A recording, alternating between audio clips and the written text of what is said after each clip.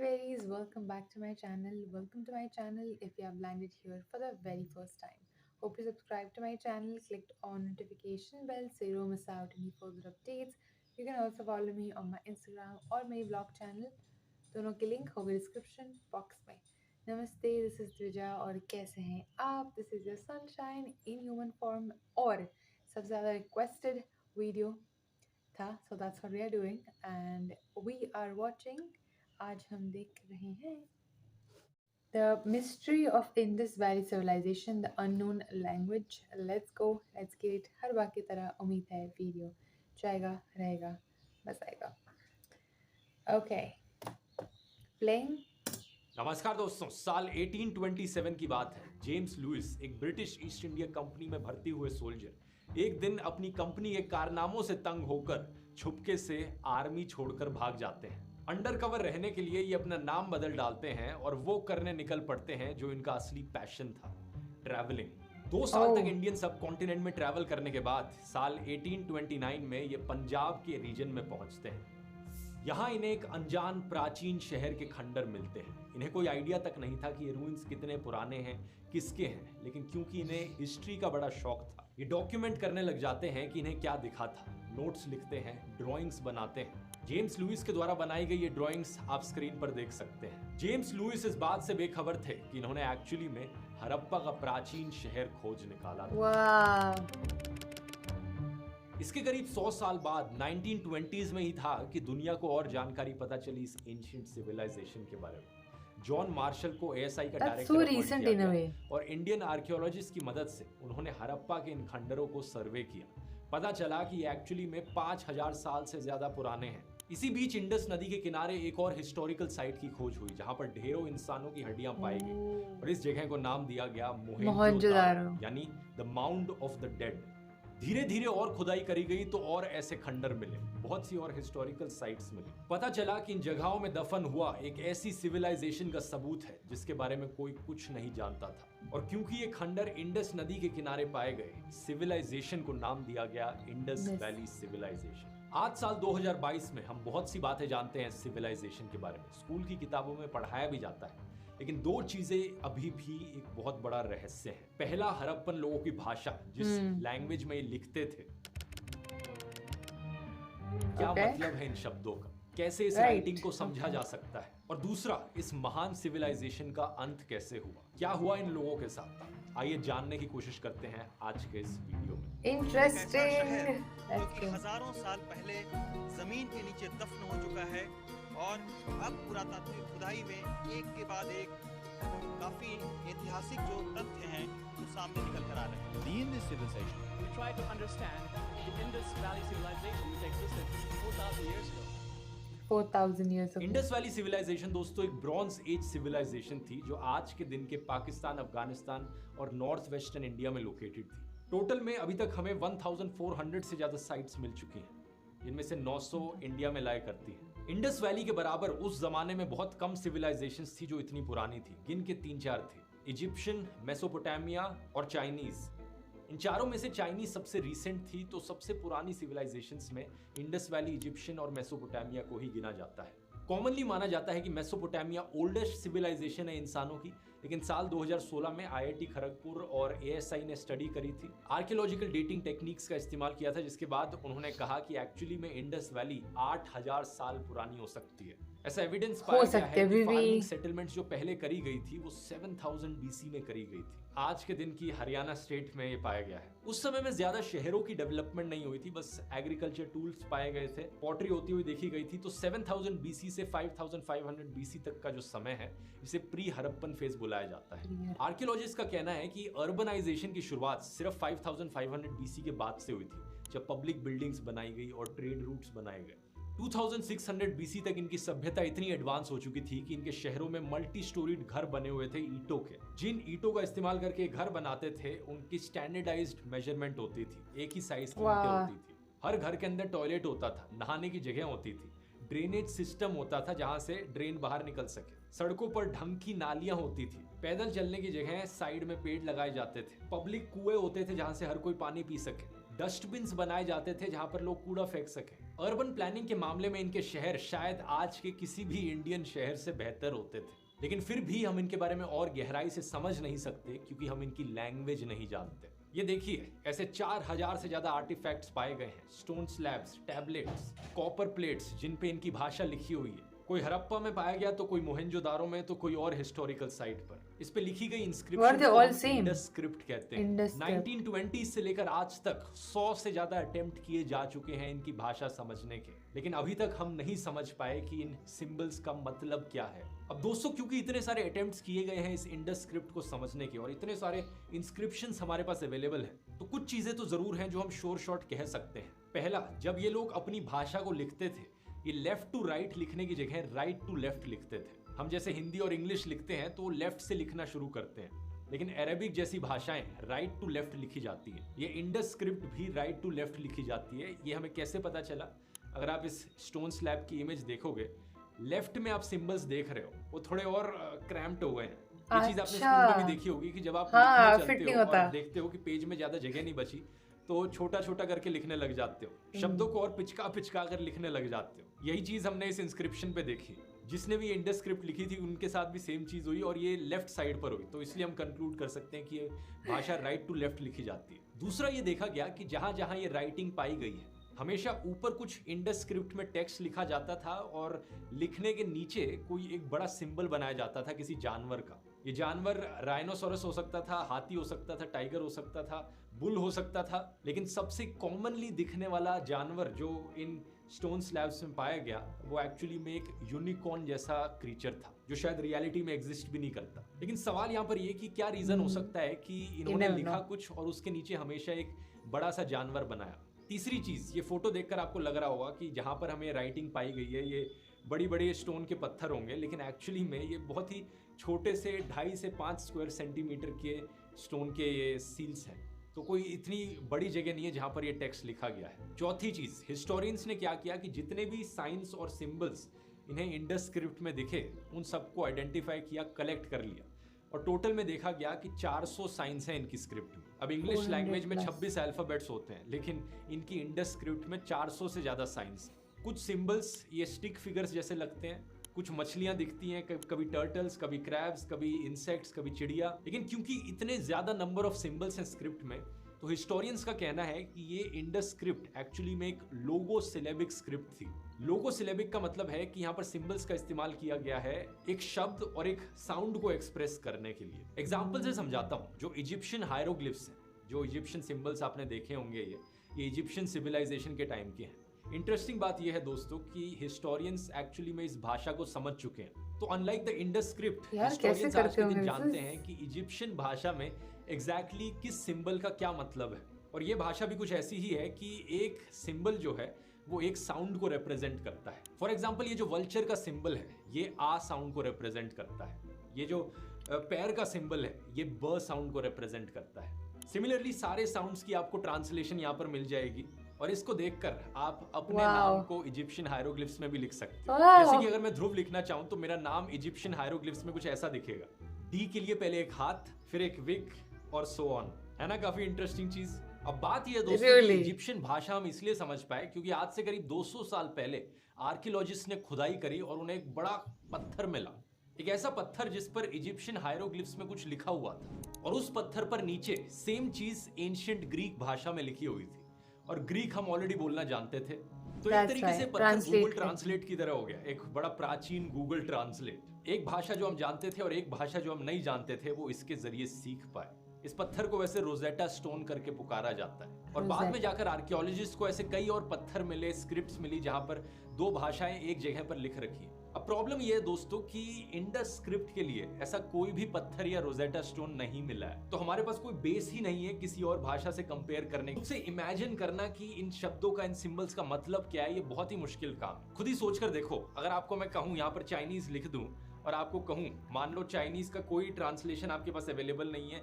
आप जानते भी नहीं कि चाइनीज जैसी कोई भाषा होती है, और चाइनीज के इस सिंबल्स को आपको ट्रांसलेट करने को कहूं कि आप कर पाएंगे इन्हें ट्रांसलेट? नेक्स्ट टू इम्पॉसिबल है। लेकिन फिर भी कुछ पैटर्न्स हैं जो हिस्टोरियंस ने डिस्कवर किए इस इंडस भाषा में। इंग्लिश लैंग्वेज में अगर मैं आपसे कहूँ, आप मुझे एक ऐसा वर्ड बताओ जो W से शुरू होता हो। आप कहोगे वेदर, वायर, वाटरमेलन, वाटर, बहुत सारे वर्ड्स हैं जो W से शुरू होते हैं। लेकिन अगर मैं आपसे कहूँ दोस्तों, मुझे एक ऐसा वर्ड बताओ इंग्लिश लैंग्वेज में जो WZ से शुरू होता हो। कोई शब्द आ रहा है आपके दिमाग में? या फिर कोई ऐसा वर्ड बताओ जो WQ से शुरू होता हो। नहीं सोच सकते, क्योंकि ऐसा कोई वर्ड ही एग्जिस्ट नहीं करता इंग्लिश लैंग्वेज में, क्योंकि हर लैंग्वेज में कुछ पैटर्न्स होते हैं। इंग्लिश लैंग्वेज में 26 अल्फाबेट्स हैं, उन्हें सर्टेन कॉम्बिनेशंस में यूज किया जाता है कुछ पैटर्न्स के साथ। इसका मतलब ये है कि इंग्लिश में आपको WI, WA से शुरू होने वाले बहुत से वर्ड मिल जाएंगे, लेकिन WZ, WQ से शुरू होने वाला कोई वर्ड नहीं मिलेगा। सिमिलरली इंडस स्क्रिप्ट में भी कुछ सिंबल्स हैं जो कुछ और सिंबल्स के बाद आते हैं हमेशा। जैसे कि जब भी ये डायमंड शेप का सिंबल इस्तेमाल किया जाता है, इसके बाद हमेशा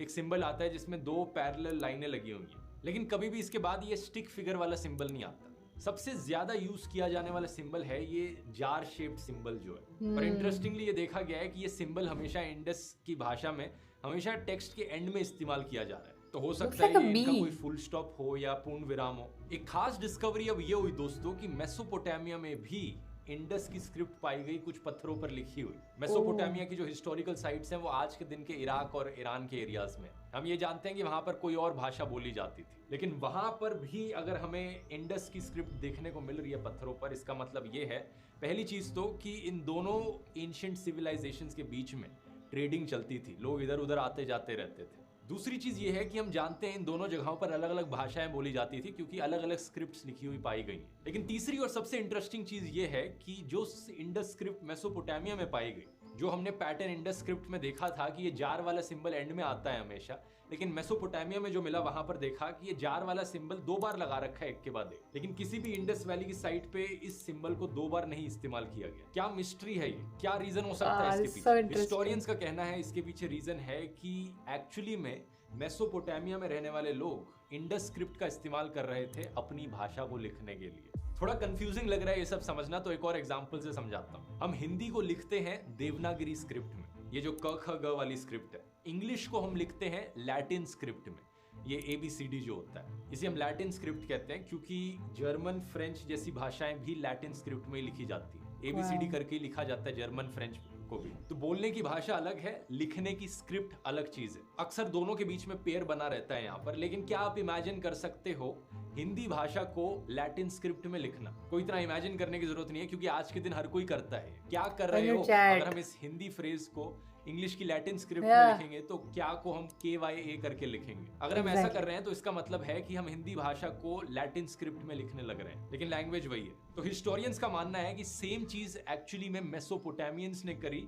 इंडस स्क्रिप्ट को लेकर। उन्होंने अपनी भाषा इंडस स्क्रिप्ट में लिखी, तभी कुछ ऐसे पैटर्न्स देखने को मिले जो इंडस स्क्रिप्ट में नहीं दिखते। अगर आप हिंदी फ्रेज आराम कर रहा हूं को लैटिन स्क्रिप्ट में लिखना चाहोगे तो आराम शब्द को आप 2 A लगाकर लिखोगे, AARAM। तो शुरू में आपने 2 A के लेटर्स लगा दिए, लेकिन इंग्लिश में कभी ऐसा होता नहीं है। इंग्लिश में कोई भी ऐसा वर्ड नहीं है जो 2 डबल A से शुरू होता हो। समझ रहे हो ना? इसका मतलब ये हुआ कि हमने पैटर्न चेंज कर दिया है लिखित भाषा का। अच्छा, लैंग्वेज से हटकर अगर इंडस वैली के शहरों की बात करें तो वहां पर भी एक बड़ा इंटरेस्टिंग पैटर्न दिखता है।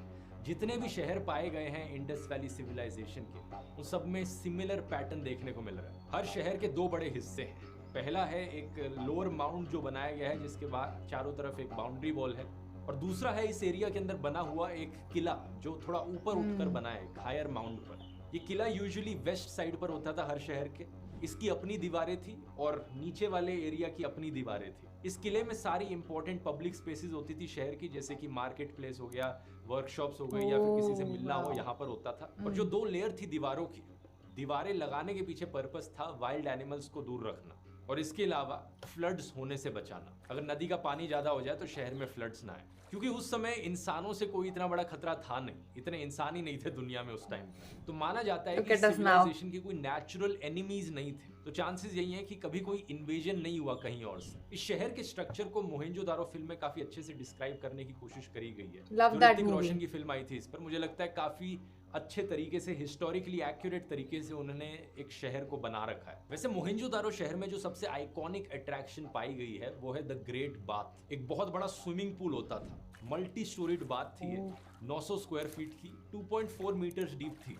इसे जली हुई ईंटों से बनाया गया था और वाटर प्रूफ किया गया था नेचुरल तार का इस्तेमाल करके। इसमें एक ड्रेनेज होल भी पाया गया और साथ में एक कुआं भी पाया गया, जिससे ये पता चलता है कि हमेशा इस स्विमिंग पूल में फ्रेश वाटर इस्तेमाल किया जाता था। और क्योंकि Wow. बाकी शहरों में देखा गया है कि साफ सफाई कितनी होती थी, ड्रेनेज सिस्टम्स कितने अच्छे होते थे, इसलिए माना जाता है कि मोहेंजोदारो शायद से इंडस वैली सिविलाइजेशन का कैपिटल शहर था। एक बहुत बड़ा डिफरेंस यहाँ पर मेसोपोटामिया और इजिप्शियन सिविलाइजेशन से इंडस वैली सिविलाइजेशन में अभी तक कोई भी बड़ा मंदिर, मस्जिद या कोई भी रिलीजियस साइट नहीं पाई गई, ना ही कोई बड़ा महल मिला या कोई रॉयल टूम मिला। इसका मतलब है अभी तक कोई भी एविडेंस नहीं Wow. मिला कि सिविलाइजेशन में कोई मोनार्क हुआ करता था, कोई Everyone priest was हुआ pretty करता much था, equal. पंडित, पुजारी, कोई आर्मी, कोई वॉरफेयर, कोई इस चीज का एविडेंस नहीं। और ये बड़ी हैरान कर देने वाली बात है हिस्टोरियंस के लिए, क्योंकि बाकी ब्रॉन्ज एज सिविलाइजेशंस में रिलीजन बहुत ही कॉमन चीज थी। ऐसा लगता है मानो हड़प्पन सिविलाइजेशन में लोग बड़े एडवांस थे, खुशी से पीसफुली रहते थे बिना किसी बड़ी सोशल हायरार्की के।